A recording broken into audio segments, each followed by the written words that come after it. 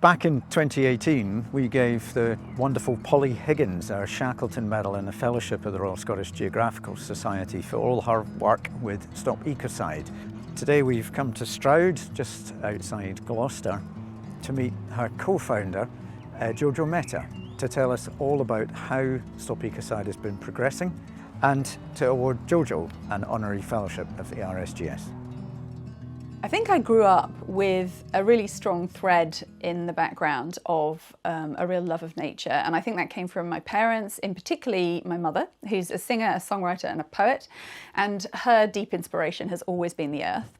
And when she took us for walks as a kid, you know, she would always tell us the names of all the plants, and yeah, so that was always very much there in my background. I mean, I was always a great reader and writer as a child. I always thought I was going to be a writer, actually, and it felt very natural for me to do languages at university. I did French and Italian, language and literature, and subsequently I did a master's in social anthropology.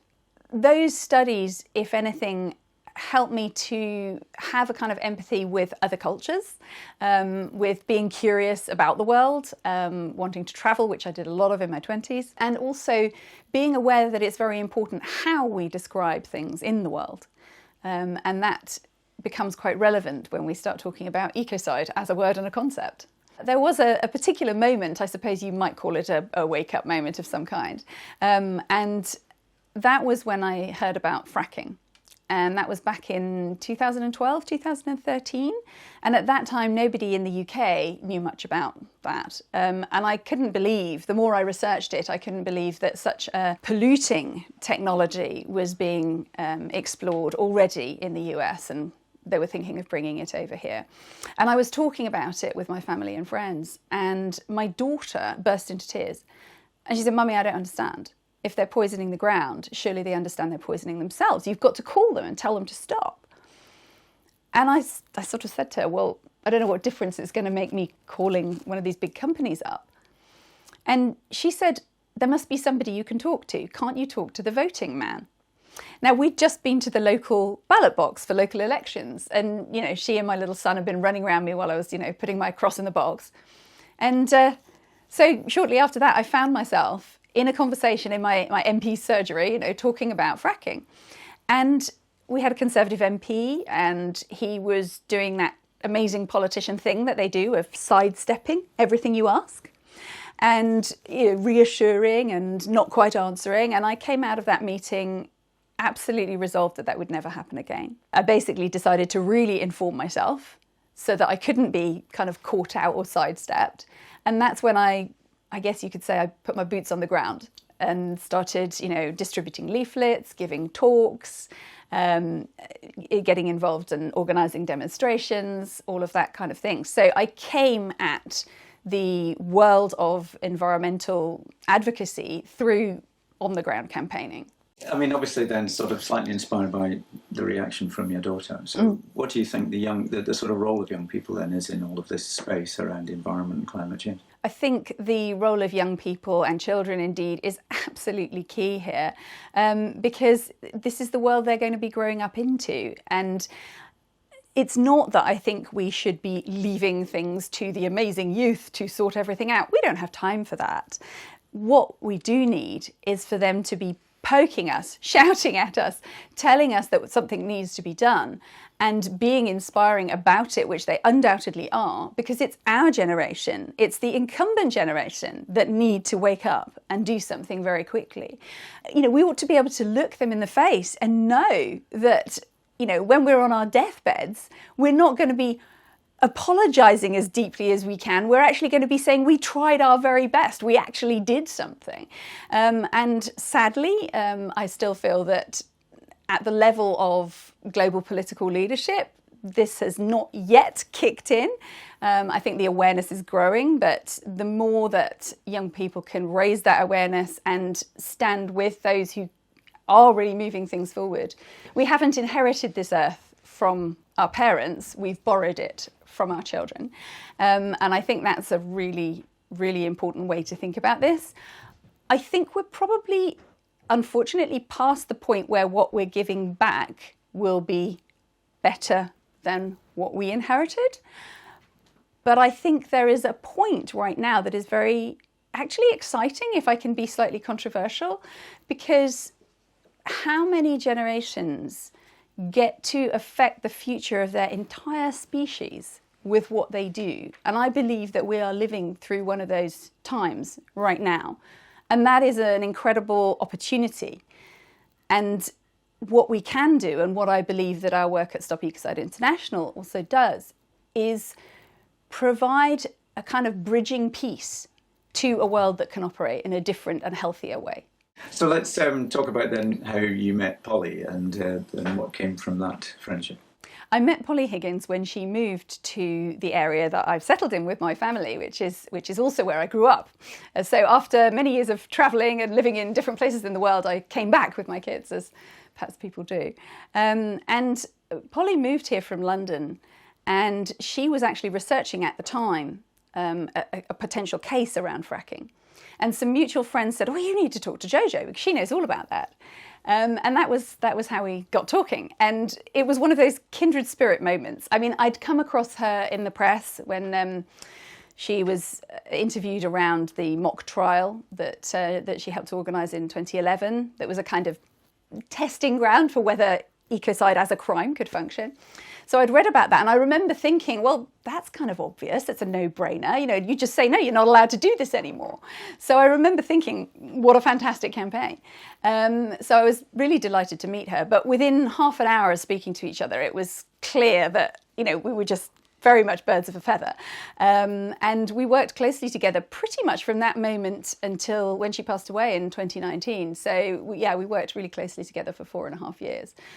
Of course, I didn't know at the time that I was kind of getting a one-on-one training for what was going to happen next. I mean, we actually worked together for a couple of years, sort of parallel, in the sense that I was in more the activist arena and she was the lawyer. And I would advise in with her communications and she would advise in with the legal side of what I was doing. And it really came together in 2017 with the birth of what is now Stop Ecocide International, because what we were finding was that it was difficult to get funding for the work that Polly was doing and that I was closely supporting. And there was already diplomatic progress going on with the small Pacific Island states around taking this idea forward of criminalising ecocide at the highest level at the International Criminal Court. But it wasn't a concept that was mainstream at the time. It was considered a little extreme, a bit left field. And some of the more conventional funders, for example, simply didn't know what to do with it.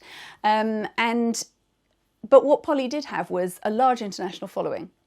And so what we ended up doing was combining the campaigning side and the legal side and creating a public campaign to support moving this law forward. And the way that we did that was really interesting. And it was Polly's concept, which was to start a trust fund, which we called the Earth Protectors Trust Fund. And by putting funds into that trust, you were effectively sort of declaring yourself almost a member of the campaign. You were also signing your name to the statement with which that fund was set up, which essentially said that, all the inhabitants of the planet have the right to live peacefully, and anything that interrupts that in a serious way should be a crime. So you were kind of nailing your colours to the mast by joining it. And by the nature of it, you were also putting your name publicly.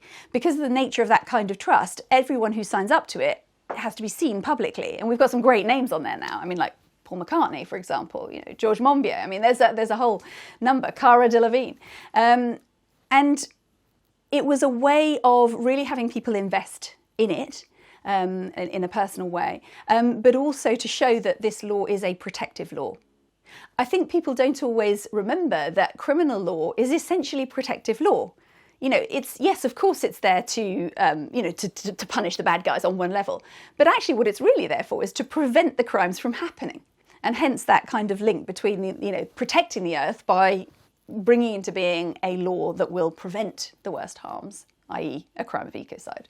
I mean, the term is relatively new. I mean, it was coined in 1970 to describe the awful damage that was created in Vietnam by Agent Orange.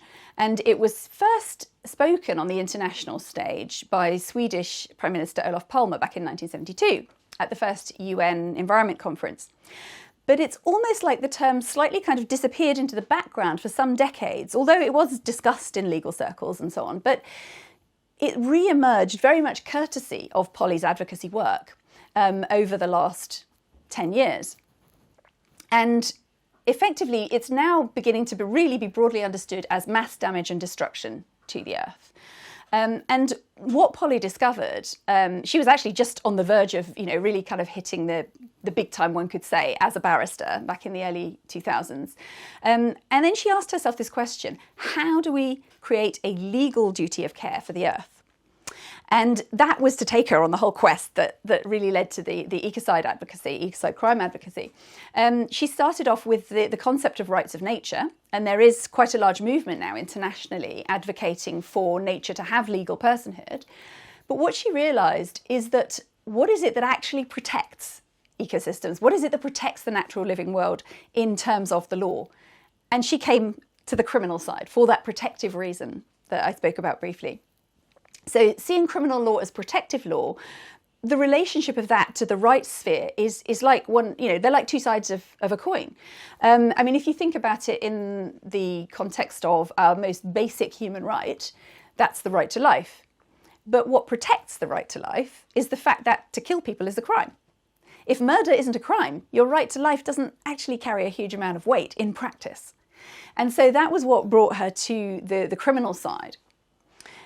What Polly discovered was that in the drafting of the treaty that was to become the Rome Statute, which is the governing document of the International Criminal Court, it's the document that lists the 4 international crimes that stand at present: war crimes, genocide, crimes against humanity, and the crime of aggression. What she discovered was when that treaty was being drafted, there was originally intended to be a clause that would cover serious environmental harm, and it never made it to the final treaty. And so from that point on, I think she passionately felt that what she was doing was advocating for the missing crime to be replaced. And of course, if we think about how this world might look now, had ecocide become an international crime when the International Criminal Court came into being back in 2002, I think we could be looking at a very, very different situation. So it kind of becomes clear that there is a big gap there in terms of international criminal law. Is there a sense of why that didn't get picked up the first time round? According to the research that Polly and colleagues did, they couldn't find any meeting where it was voted on, but several instances where certain countries intervened to say that they were not in favour of this. And interestingly, those were France, the UK, the US and the Netherlands, interestingly all oil states. And at one point there was also a comment from Brazil. So that's very curious that should be the case. I think what's also really important is to realise that there is a body of environmental law around the world. It's relatively young. Environmental law's only really been around for sort of 4 decades, let's say, since the 70s. And there are many, many detailed regulations in many jurisdictions around the world. And one of the questions we often get asked is, why do we need a law of ecocide? Because there's all this environmental regulation already. But the reality is it's simply not enough. And we can see that from the fact that, whatever the goodwill and ambition that, are enshrined in the Paris Agreement or the Convention on Biological Diversity or any number of other agreements and pledges, we are still seeing destruction of ecosystems at an incredible rate. So there is clearly not enough of an enforceability, or perhaps there's a reluctance to enforce, but certainly there's an inadequacy there. And we believe that criminal law has the possibility to create a framework that actually starts to empower policymakers and industry decision makers to move in the right direction. If we look at the results of, say, COP26, what we saw was, a lot of fine words and some pledges and, a kind of crawling movement in the right direction, perhaps. But we have to bear in mind that, whatever the intentions, we have a basic situation where corporate officers and, CEOs and so on, they have a kind of fiduciary duty to return profit to their shareholders. That is actually a kind of a legal obligation. And so that sort of mitigates against, protecting the earth and ecosystems first and foremost.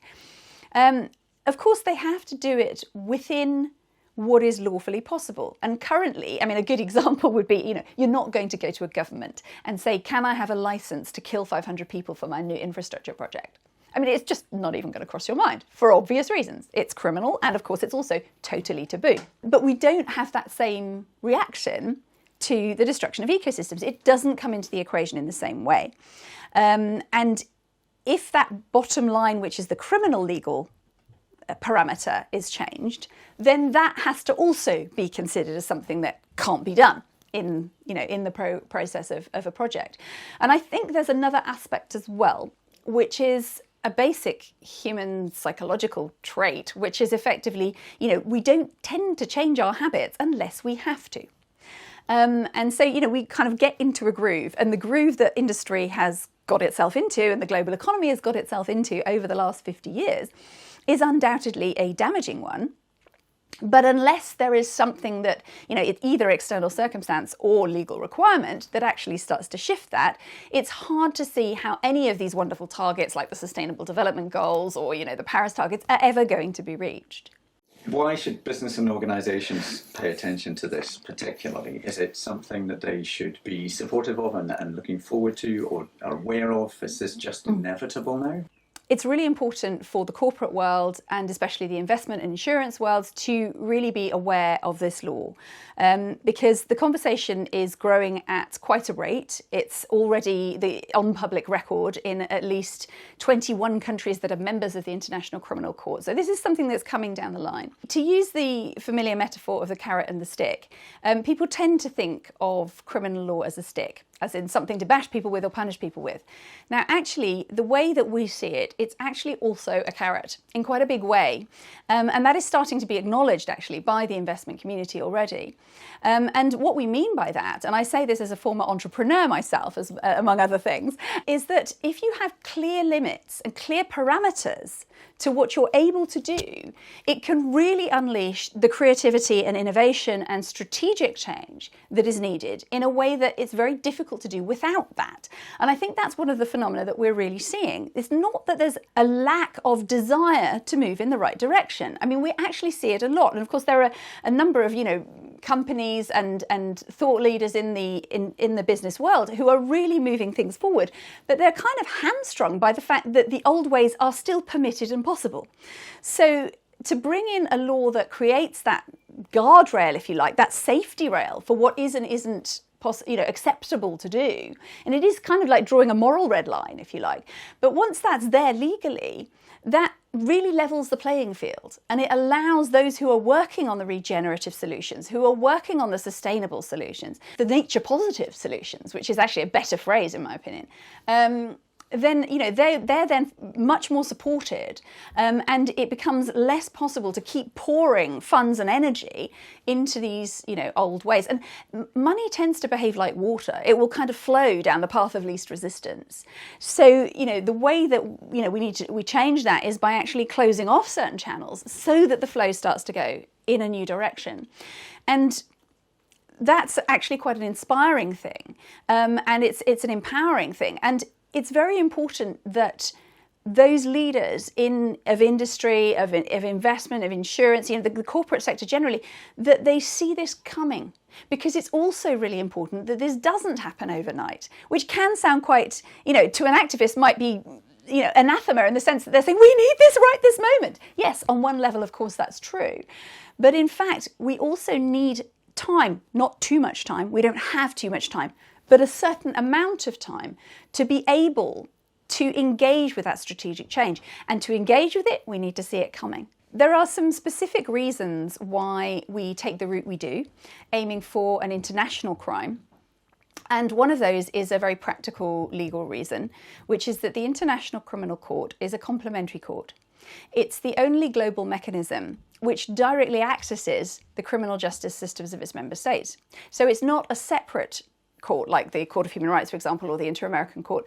It's actually hand in hand with the national jurisdictions, the criminal justice systems. So if a member state ratifies a crime at the ICC, they have to include it in the same form into their own domestic legislation. So if you want to change a ground rule in a coherent way that affects many jurisdictions at once with a similar definition, then that is the way to do it. That's actually the most efficient and practical way to do it. We would never discourage people from trying to legislate nationally, but we would recommend, if they did, to provide a transition period, a phasing in period, or a sort of enforcement date that's a little way ahead in order to create this window of strategic change. And of course, if one's aiming for an international crime, then you need a whole number of states to get behind it, and therefore that sort of compliance period, if you like, happens almost automatically. And it's also politically sort of safer and cheaper, if you like, in the sense that you can declare support for this without having to legislate tomorrow and potentially scare the bejesus out of your corporate sector, but you're nonetheless alerting to the fact that this is coming. And so that's another important aspect. And I think there is a third one that ultimately may prove to be the most long-term important reason, which is that you're addressing a very sort of profound assumption or sort of mindset that we have in our dominant global paradigm, which is obviously comes from the Western canon. And that is, a paradigm of alienation and separation from nature, and generally speaking. I mean, and this, runs right back in the Western thought, runs right back to Plato with the ideal versus the real. You go through the Catholic Church, you've got spirit versus body. You go straight into the Enlightenment, and you've got reason versus nature, versus emotion, or man versus nature, and all of that. So that dualism is really deeply embedded in our way of thinking. And it means that our legal system, of course, reflects that. It's very anthropocentric, it's very property-centric, and people are seen as, human beings are seen as the sort of lords and masters of the environment. And of course, in reality, we're deeply entwined with and interdependent with the environment around us. In fact, of course, we couldn't breathe, eat, drink, anything without healthy ecosystems. And so to put ecocide alongside genocide, on one level, it's a really sort of precise and strategic intervention. It's adding one crime to a list of crimes. But the implications are actually quite profound, because what you're saying is it's just as dangerous, it's just as serious to severely harm the living world around us as it is to severely harm each other. And that has a kind of subtle but profound way of shifting that perception and enabling a different approach to how we interact with nature to emerge. And that is potentially quite a profound effect. Ecocide and stopping ecocide does feel very profound, and one of the most significant steps it feels that we can take. I mean, it feels sort of like a simple oversight. And in my experience, businesses are not afraid of legislation, they're afraid of uncertainty. Yes. So is there a sense here that this is certain, this is the future, you just need to... Absolutely. As a strategic legal initiative, we've had some really key milestones over the last year.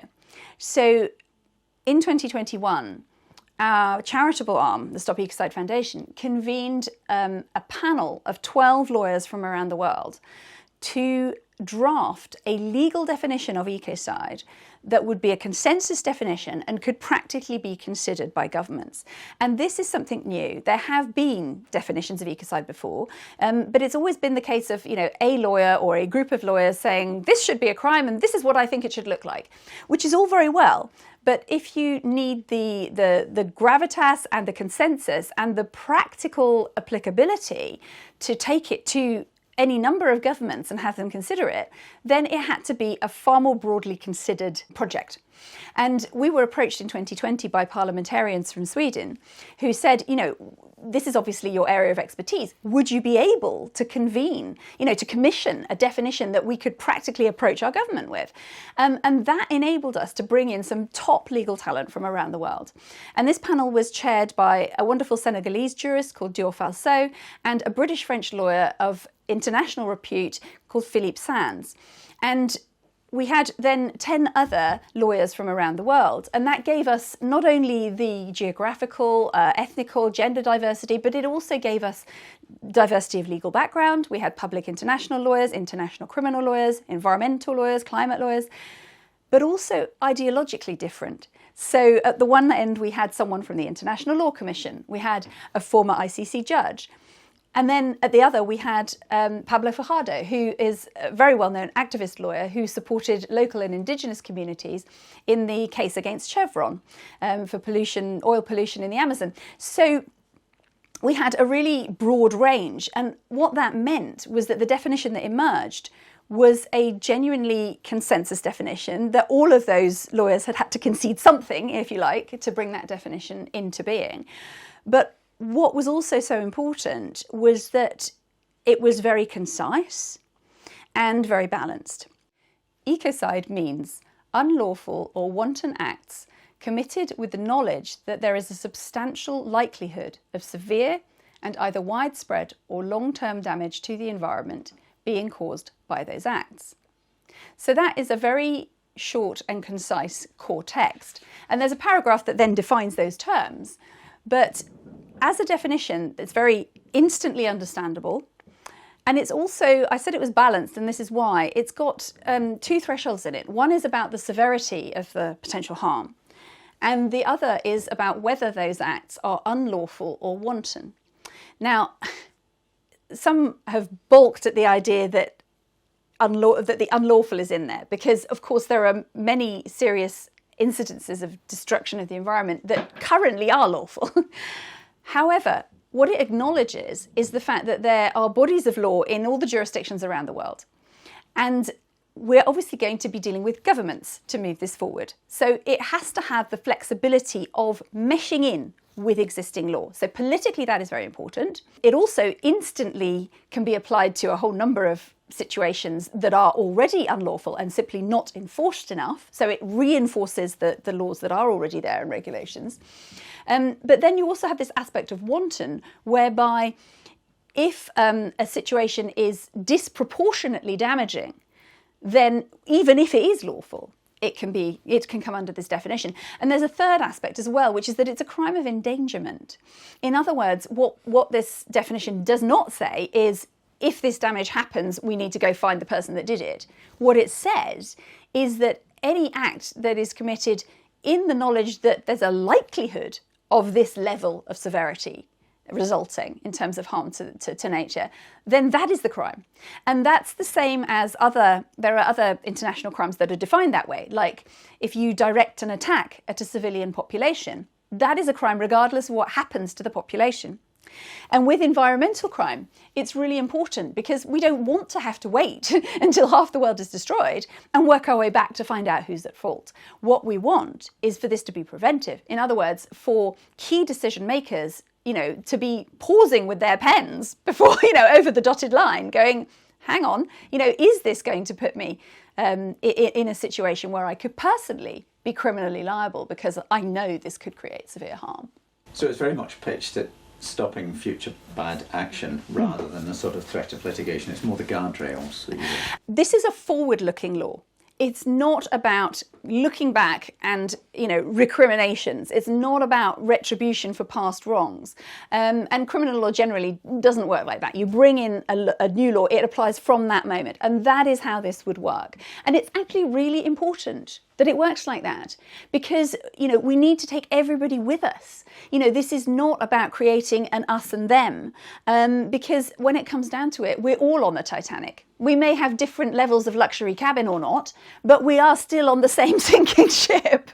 And so it's really important that this is understood to be something that is empowering us to move to new ways of thinking, to actually strategically change in the direction we know we have to go. The investment world is already interested in this. In fact, the International Corporate Governance Network, which is an investor-led network of global asset managers, who between them manage over 59 trillion in global assets. I mean, it's massive. It's over half the world's managed assets. They submitted a statement to COP26 in 2021.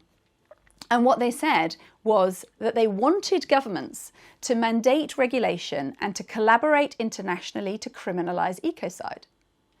And when we saw that, we were like, wow, this is fantastic. This is amazing. They're starting to understand.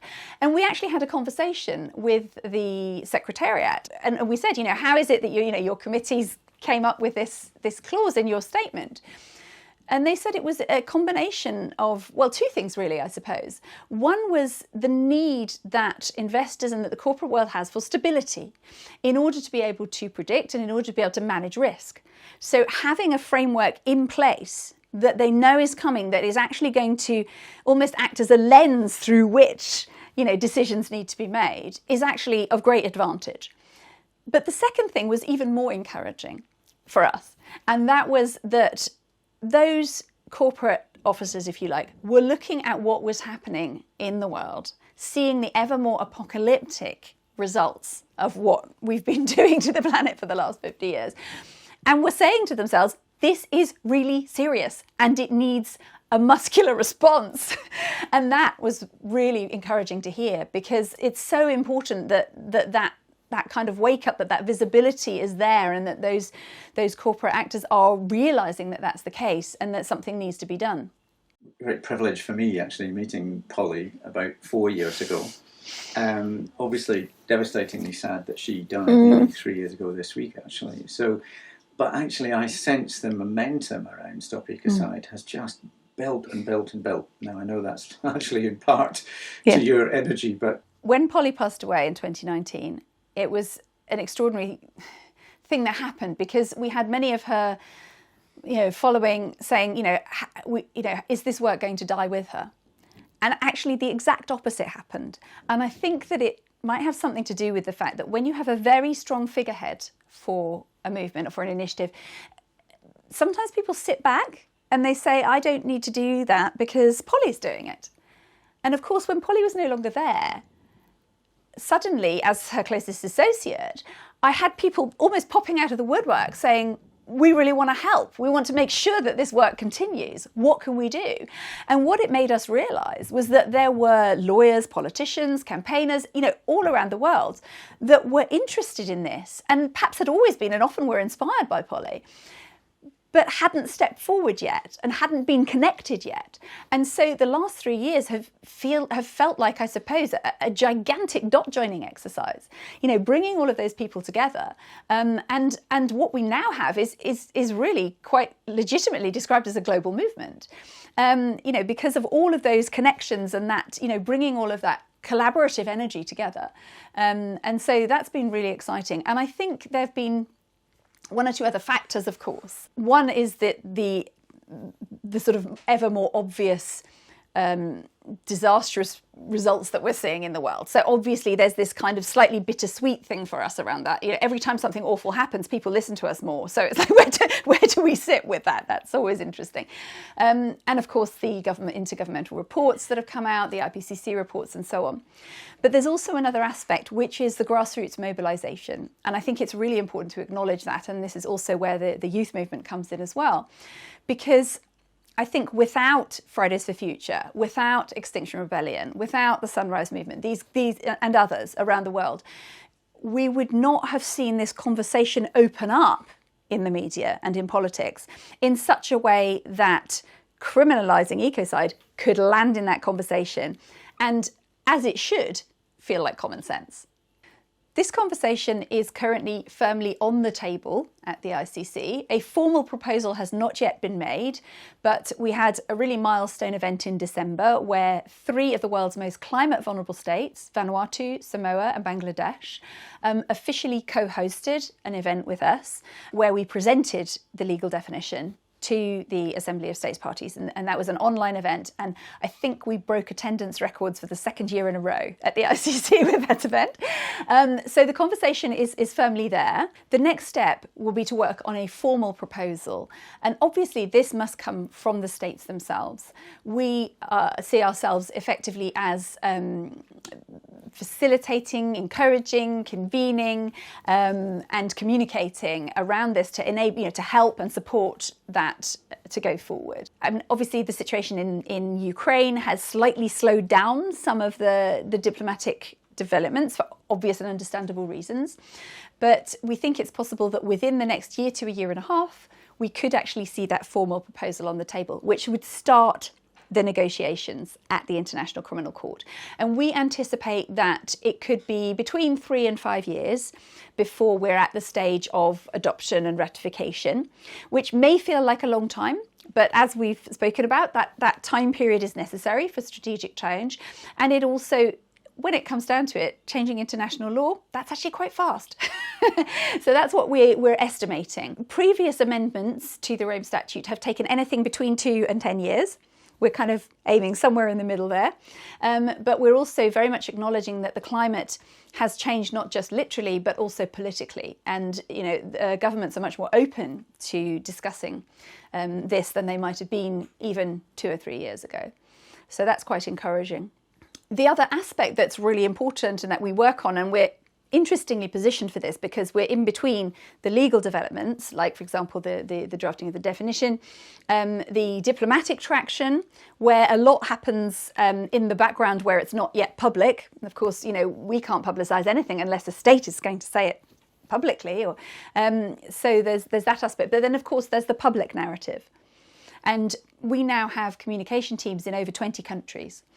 So, we sit in this position where we are able to both support and kind of amplify developments.